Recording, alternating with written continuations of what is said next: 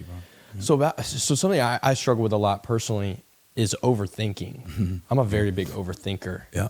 And it like will ruin moments. It'll ruin things. I'll like, so like something so innocent can be shared with me, and then I'll take it to the extreme in my brain, and then it'll make me sad, Yeah. or it'll make me feel confused, or make me feel like, oh, this person doesn't care about me. What? Yeah. How can I take action steps to overcome the overthinking? Sure. So overthinking is the same as the difference between overthinking and deep thinking is the same as conviction and condemnation. Overthinking will always leave you, as you say, confused, fearful, angry, frustrated, sad, lonely, miserable.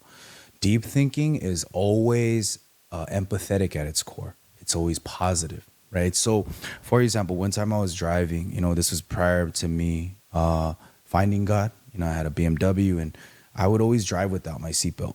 And, I was just horrible like that, right? And I would drive 90, 95, 100.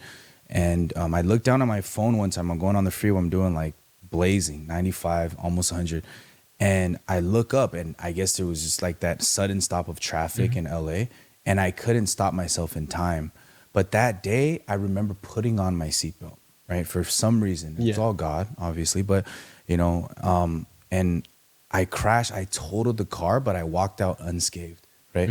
And the window, like I felt the sheer force where the window like busted open. And I felt like if I didn't have my seatbelt on, I would have flew out. I would have been dead, right? Yeah. So every time I think about that, overthinking, for example, in this situation would be, God, you're so stupid. Why do you speed? You're an idiot. You don't deserve to drive. It's all negative, right? You're like, why do you do this? Like you're dumb, right? And then it would cause confusion, frustration.